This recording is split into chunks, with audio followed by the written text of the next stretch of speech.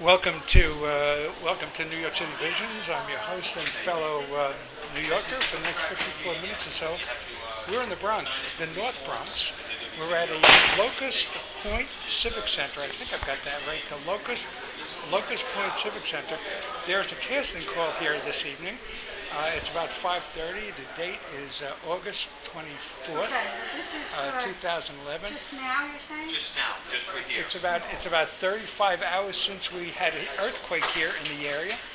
Yesterday around 2 o'clock on August 23rd. So this is what's happening a day after the earthquake in New York City. And we're with... My name is Martin Vanhel. I'm part of the production company. I'm also one of the actors in the film, in the first film, and I would be in one of the lead actors in the second film. And I'm helping out here, getting the release form signed so we can shuffle everyone through for the readings, as they call. What movies are being casted for right now? We're casting for the sequel for Krackoon. This will be Krackoon 2. It's a horror movie. Crack what? It's a little tongue in cheek. It's a funny Krackoon. Krackoon. Yes, it's like it has to do with a raccoon. Who's on crack? Well, yeah, that's part okay. of part of his problem. There's also toxic waste and stuff that helps trigger his transformation. And the first movie did pretty well, and we did some well in film festivals and everything. And now we're budgeting for a second film. The first one was very independent, very low budget. Came out of pocket. So, and now we are getting ready to gear up for the part 2. And what's the other movie?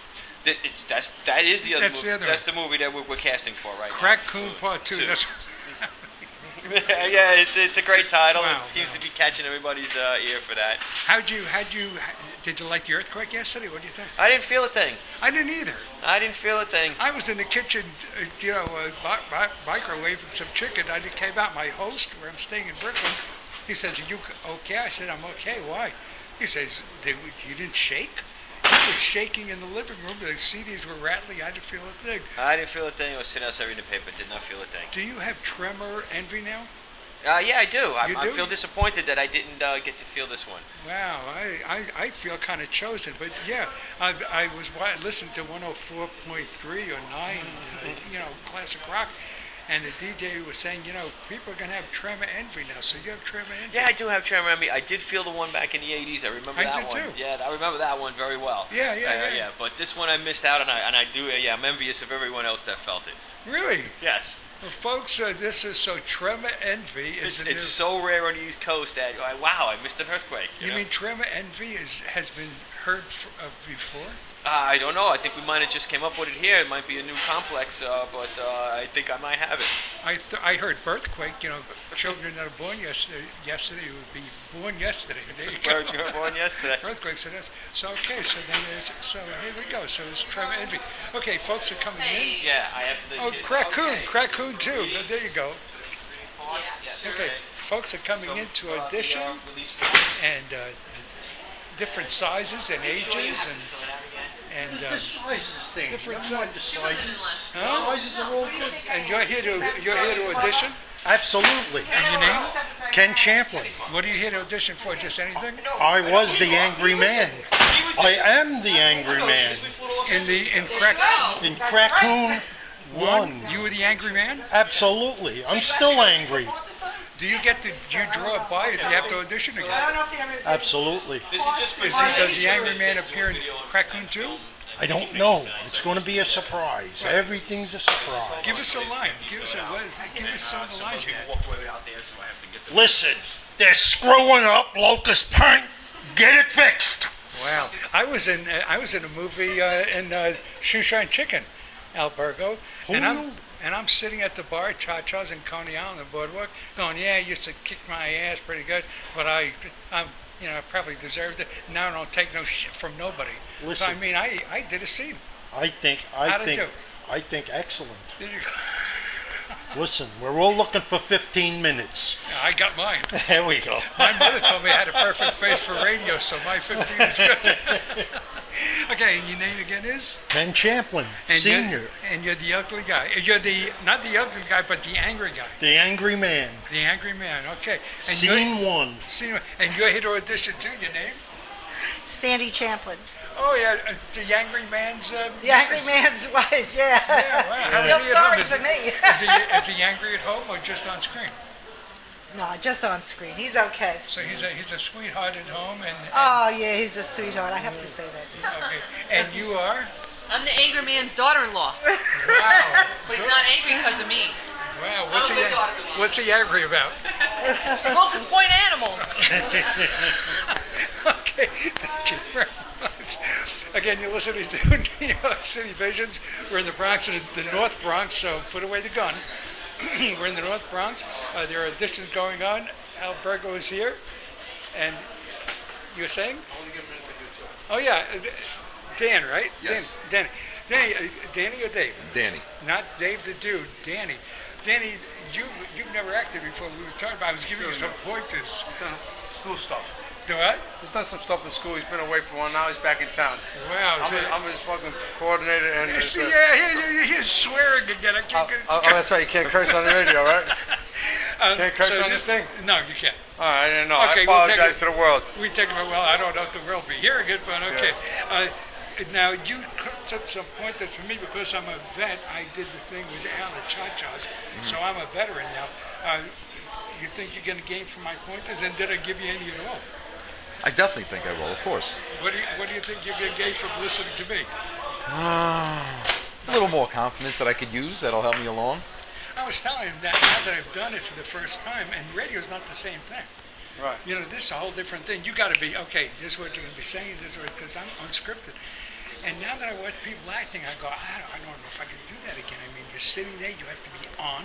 You can do it. That's why you're here. Al Bergo invited you here, right? I got confidence. Yeah, it's going to get me. Mom, You can do it. it's just while Mom isn't around to see her son's mug on film. I got faith in you, Herbie She Malsman. told me I had a perfect face for radio. You're a good man. Oh, thank you. You too, Al. Bob Hope, remember Bob Hope when he used to go visit all the troops back in overseas? I heard Van Heflin. Yeah, you're right. I heard Van Heflin. Van Heflin, that's Van true Heflin, too, yeah. that's right. Anyway, so who are you going to be reading? Give us a little. You're a trucker. Well, I'm gonna read off the trucker, the part for the trucker. Okay. Trucker 2, actually. Okay, give us a little trucker too there. What king of question is that? The only shoveling Benny's gonna, the only shoveling Benny's gonna do is for our graves. Actually, sure he would come in. Let me dig your grave first, and no, I'm trying to figure out No, no. because Okay, what kind of? Oh, so there's a typo over here. Okay, so you're trucker too. Where's Benny tonight? I was gonna say that's definitely a typo. That's what's throwing me off. Okay, what kind of a question is that? Okay, give us that line again. The only shoveling. Oh, the only shoveling Benny's gonna do is for our graves. Actually, sure he would have me dig your grave first. Then he would have me kill you and then bury you. And as I was finishing up, Benny would have me killed by a new wannabe and leave me in the same hole as you. What do you think, folks? Yeah. Oh yeah, that sounded great. There you go. Okay, there you go. Thank you very much. Thank you very much. Thank you very much. Okay, that's what's going on. Al, give us I'm going to have Al Bergo give us a little background on the. Even though we did get some background, Al, how do you come to all this? What's your role in this thing? Are you kind of coordinating everything? No, I'm not coordinating anything, but I am the side vision view. If for something where they need me, I am here, and they know that, and that's why I'm here today up at the Locust Valley Civic Center in the Bronx, New York, Bronx Neck. So you're a troubleshooter. I'm a troubleshooter, and wherever they think they might need me, I'll help out with whatever, wherever, casting, moving things around, anything they need me for, I'm here, and they know that, and I'm also, yeah, sure, I got it. See, they got me watching the door. I'm a watchman right now for the next 30 seconds. Then later on, maybe they'll have me boiling potatoes. I don't know. Whatever they tell me to do, I do it because I believe in these guys. Anthony and Jerry and Sal and Maury, the great guys. I'm happy to be here. And I told Dan that I met you at DMV in the middle of an argument I was having at DMV, and that's how we became friends. right. I know, that was a good story. I told you how we met also. How'd you spend the earthquake Tuesday? The earthquake was good, man. I just started packing my bags. I made sure I took a shower and I got the hell out of the apartment building, and I was ready to go wherever. You took a shower and you're ready to go. That's right. Where were you heading?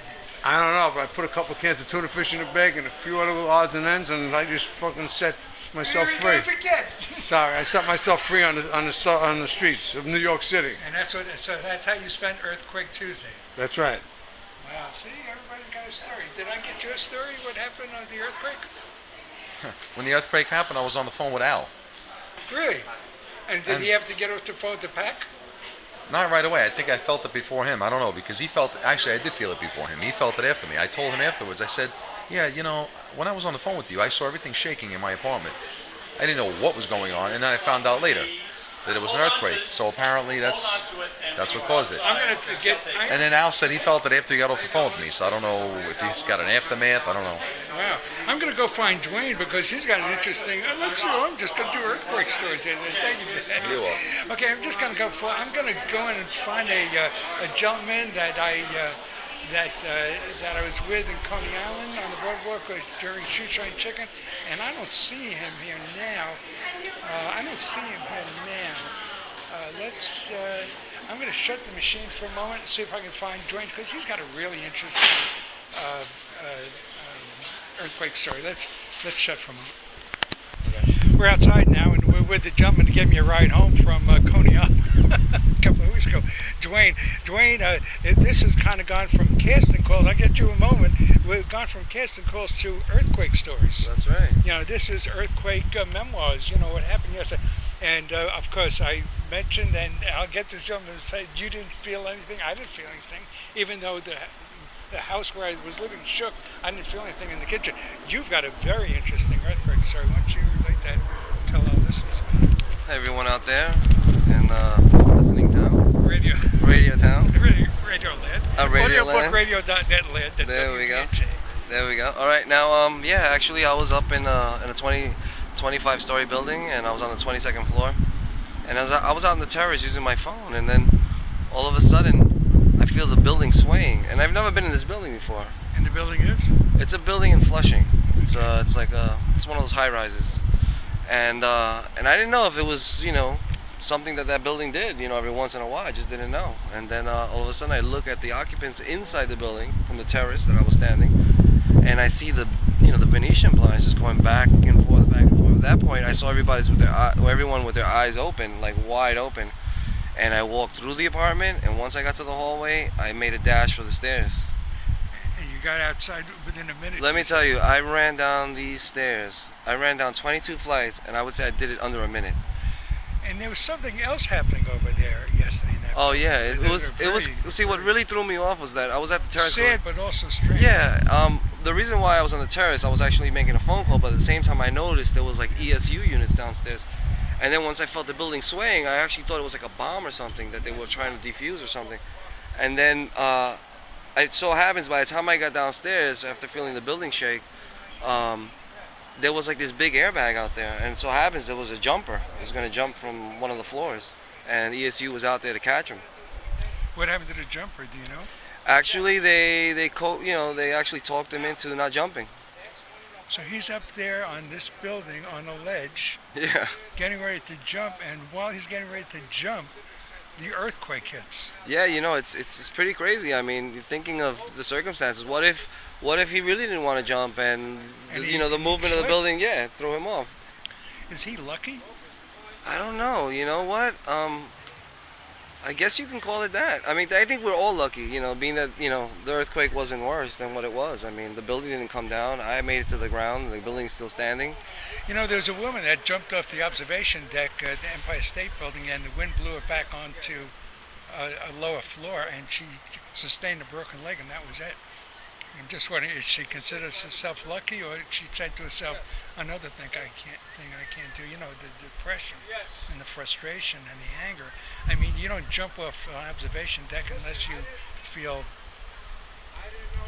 not secure in who you are. And here I wonder what her thought was as she laid there saying, holy cow, I can't even do this. You understand what I'm saying? Yeah, I mean, how do you... She was fortunate. I wonder if she went on to have a productive life. You know what I think? I think there's a purpose for everything, and just so happens it wasn't that guy's date. And I'm happy that it wasn't mine either, and everyone else that was in that building. Yeah, that was quite a start. You are. My name is Kenneth, and I'm over here with Dwayne hanging out, and we're over here casting for Krackoon, and same thing, I guess. I'm just like this gentleman right here. We didn't really feel anything. I was sitting on a chair, and I was leaning back, and I thought it was me. My equilibrium was being thrown off, and I'm like, what the heck is this? I've never felt an earthquake before, so I didn't know what to look for, So it was a weird feeling, but then after it stopped, I started to move my chair to think if it was just me. Maybe, I'm getting old and maybe I was shaking and I didn't realize it. But then I'm hearing stories. I've got phone calls coming in. Hey, did you feel the earthquake? And, it was just like, finally I just realized, hey, it was an actual tremor. And, and it was just the lack of, I guess, just being, not aware and I guess being naive to the situation, never having that experience. It was a little weird after it happened, and then you think about it and you're like, wow, and New York is a solid rock, so you think about it, it's an act of God. It's actually really weird. The fault line below 125th Street. Right. Yes. Yeah, and that's something that is actually that is actually a pretty good point. And New York does have a little flaws within the island itself, and that's one. And it's a little weird. But getting back to the person that jumped and blew back in, maybe that person had an epiphany. And could have had a new look on life. Where she went from there. Right. Maybe she realized, hey, maybe this is not the right move, and maybe I have a little more time here, and this is a big sign. You're here to read. What are you reading here? Well, actually, at this point, I'm not sure yet. I'm waiting, I guess, to find out. But at this point, just to meet people like yourself and just network is pretty much the whole deal of coming out to these castings. And, you never know who you're going to meet. Like today, I'm meeting you, and, it's just one of these things in life, You just walk through a path, and people are, stepping alongside it, and you just enjoy the ride, And your name again is? Kenneth. Kenneth, thank you very All much. right. You're listening to New York City Visions. I'm your host, Herb Malsman. We're going to take a short commercial break. WVNJ, this break is for you, but not for audiobookradio.net. So don't go anywhere. Don't. VNJ, you can take your break now, and we'll be back in a moment. Let's take the break. Okay, we're back, and we're with a couple. Now, I don't know if you folks are actually with medical examiner. You're with the medical examiner. Yeah. But you were here reading today. Let's first talk quickly about the reading. How'd it go?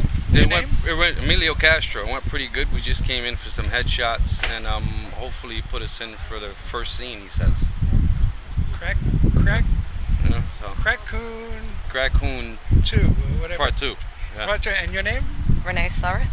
Renee Slareth. And you're here just for headshots today? Yeah. Okay. Interesting medical examiner, because yesterday, of course, could have been a very tragic situation, the earthquake. Oh. And 5.9 is a pretty good one. Yeah, it is. Talk about your job. I mean, you talk about your job, and at that point, are you on notice? Do you get? What is your notification? What are you told at the medical examiners? Now, nobody, as far as I know, there were no deaths. No, they didn't let us know anything about that. But usually if a disaster happens, it's like they just give us a call immediately, and we just have to go and run. Did you get a call yesterday? No. You didn't get the call. Not for. No. How come? Nothing really happened. Nothing really happened. People just got shooken up. That's all. What is it like? And your name again is Renee. Renee. How is it working for the medical examiner? That takes a special kind of mindset, does it not? It does, but if you like the job, well, I love my job. Yeah. It's not a job for everybody, and the people that do it, like Emilio, who I worked with for a long time now, it's something like, it's the aspect where we can do certain things that a lot of people can't, and we can help out families in ways that other people can't. This guy, give us a scenario, for example. That a lot of times loved ones may pass away depending on a situation. It could be something like, unfortunately, a person who decomposes, and we go in there and we're the one who eases the pain by doing the removal and everything, being very respectful to the bodies, and we comfort the families in the time of need, knowing that we're pretty much taking care of their loved ones until they get everything together to make their arrangements. And sometimes the victims will be there for a while until the medical examiner, because they can't be moved. until the medical examiner comes out and makes certain determinations and looks around. So it could be a while. I mean, what is the average waiting time the victim is? I mean, It could take somewhere in the range of maybe 8 hours, depending on the situation of what's going on. You know, you have to wait for a crime scene to show up if if there's something suspicious, or it depends on the caseload also. Sometimes we just have other places to go, and then just have to show up when we can. I kind of thought when I saw you guys at first, I thought those are some great costumes, some great uniforms. But then I saw you doing something. I see NYPD and all that, and I saw you working with something with digital. I said, I don't think these folks are. You may be here to do some acting, but you're actually whatever. And again, your name is Emilio. And I was going to say, I was so clever. Well, thank you. It really does take a special dedication to do what you guys do. It's not it's tough not to take the work home. We like to think that we give people closure. Give the families closure for the time of need, and hard times. And good luck. Thank you, Emilio.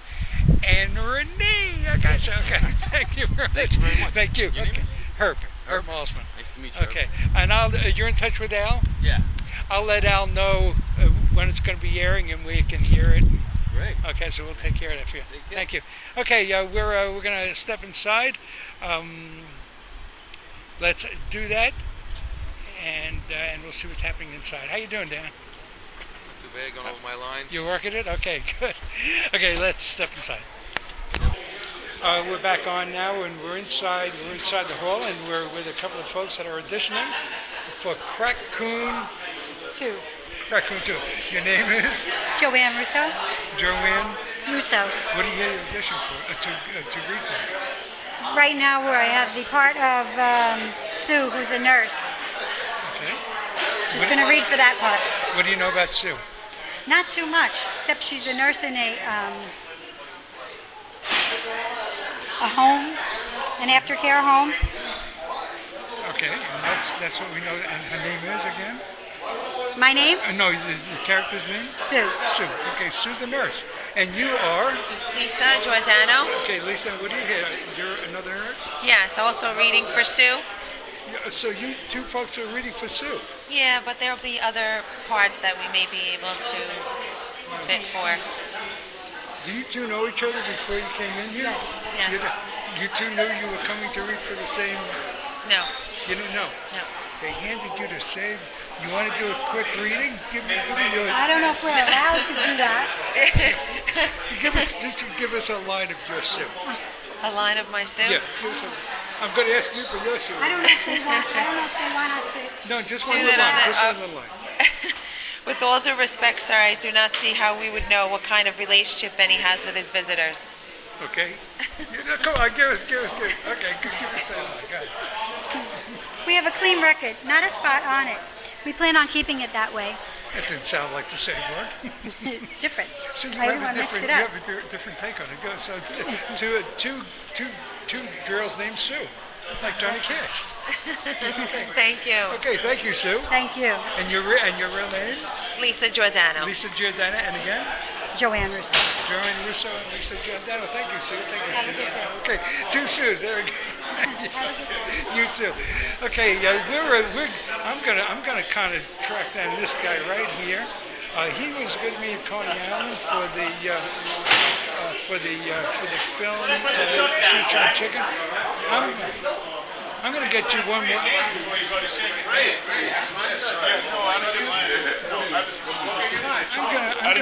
I'm gonna get you on one more time. Oh, okay. Introduce yourself.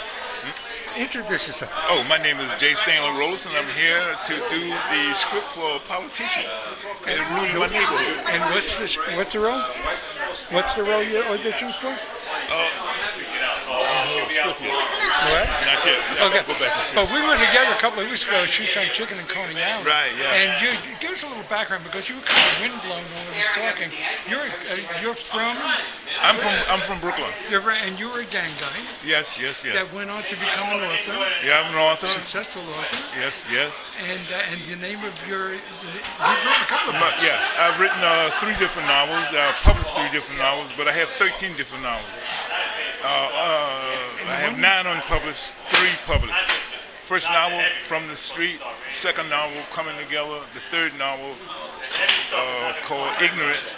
And they're sold online at JROLLESON at roadrunner.com, or either you go to rollerson.angelfire.com. You can read the first 2 chapters of each one of the novels on that site. And you grew up in Brooklyn, a gang guy, protecting your neighborhood and all that. And now today, in real life, you're a processor. Yes. In real life, I'm a get a kick out of knowing you're... Oh yeah, in real life, I'm a paralegal on a process server, and that involved working for attorneys, serving legal documents, and those kind of things. So you don't know what you're reading for here today. What do you know about the story? Well, so far I haven't gotten my script, but I'm just auditioning and hoping to get mine shortly. Okay, so that's what's going to be happening. Yes. Okay. Yes. In a few minutes. Good seeing you again. Yes, thank you very much. Thank you, sir. And I'm talking to you. Yeah. Okay, nice knowing you again. Okay, Mr. Stanley Rose. Who's this? You may be part of the film. I'm Salamori. And you're the producer? No. I'm the lead actor in Krackoon, the first one. The second one, so actually. So you're Krackoon himself? No, I'm not Krackoon itself. Krackoon's a beast. Hold on a second. We gotta get the lead guy here in a second. Talk about your role. Who am I speaking with right now? Malsman, audiobookradio.net, WVMG. Are you friends of Albergo? Albergo. Hey, we spoke on the phone. Salamori. That's who you spoke to yesterday. Didn't we speak yesterday? No. The day before? We were supposed to be on a conference call, and he called you a couple of times, and so talk about your role. My role. I play Peter Rabbit. Peter Rabbit. Okay. That's my nickname, Mr. Peter Rabbit. And I'm actually the deputy mayor in the first movie. In the second movie, I literally take control over. I become the mayor of Locust Point. And my role is try to keep order in this town when this town is going crazy over a killer Krackoon that is wiping out almost everybody. And basically, it's a really thrilling horror movie. Wow. A lot of fun. You're the deputy mayor? I'm the deputy mayor, yes. How'd you handle the earthquake yesterday? Oh, the earthquake? I didn't even know it hit. See, there's another guy. I didn't even know it hit. I didn't know. And you're the mayor. You should know these things. Yeah. Oh, yeah. In movie land, I'm the mayor. Bloomberg knew. In movie land, I'm the mayor. In Bronx Neck, I'm just a regular Bronx Neck guy. Okay, and your name? Sal Amori. And your name in the film? Peter Rabbit. Peter Rabbit, yeah, Peter Rabbit. Yeah, yes, bud. Thank you, Peter. Sal? You're welcome. Good seeing you. Okay, we're just kind of flying. I'm just going to let this thing run and see where we go with this. Okay, let's see where else I can find. I'm just kind of sitting with folks and getting their impressions. I'm going to talk to this gentleman over here. He was kind of standing on the periphery a little bit when as I was doing an interview. I'm going to sit with you for Okay, I'm going to sit with you for a moment. Your name is? Oh, what the hell did I do with my hearing aid? What? Your name is? Mike Cannon. Okay, Mike Cannon? Cannon, C-A-N-N-O-N. Yeah, Cannon. Yeah. Like a cannon. Yeah, boom, boom. Boom, boom, there you go. That's what happened to your ear, I guess. I always tell people, don't make fun of my name. I shoot my mouth off. There you go. You're reading today for what? I'll read for anything. They gave me a politician for this one. Right. But I've done them all. You name it. I can't think of a single part that I haven't done. I've been a dirty old man. I've been everything you can think of. So you're a dirty old man, and there was an ugly old, there was an angry. Oh, I can be angry too. Okay, what do you give us? A darngoodactor.com. That's me. A darngoodactor.com out of Long Island City. Give us some of your background. Have we seen you in anything? Any films? Well, I've been in a couple of pilots that were never picked up, but that's about it. I have done. Okay. He's got to go. I have done quite a few films. You got a great face. You're an interesting looking guy. I'm a good looking guy, too. Well, yeah, me too. I guess you have to go and follow somebody over here, so I want to get out of here. We just got the word. In fact, I've done a couple of films where I was an extra, and the next thing I know, I get an email from the director who told me, he says, I wrote this script with you in mind as the lead. Would you read it and let me know if you're interested? Wow. I said, wow, I feel like Marlon Brando. They're writing scripts for me. So I did, and a couple of them turned out to be pretty good films, But again, as I said, it's all been in independent films. Do you know any of the background of this movie that you're reading? No, I have no idea what this is all about. Well, I gather from what I'm reading, the part that I'm reading, that it has to do with the waterfront. The scene cuts to a politician speaking on the waterfront. I stand here today on this untouched piece of our precious waterfront to prove a point. Yeah, Locust Point. There you go. So we're not going to go any further because you have to see the movie to see the point is your proof. So that's as far as folks, that's the tease. You're going to have to see the movie to find out what you have to prove. I think you're going to get it. Huh? I think you're going to get the role. Why do you say that? Just because. Okay. I think you look like a politician. You got the chops for it. And well, it's funny. I think any actor, like the politician, I stand here on this untouched piece of our waterfront property to prove a point. Anybody can play the politician role, or I could play just about anything. A patient. Yeah. I'm not feeling so well. I'm standing here. I don't like this hospital. I want to go home. You had to prove a point. So no matter what the heck the part is, I just love acting. That's all. Well, you look the part. You look like a politician. You look like a politician.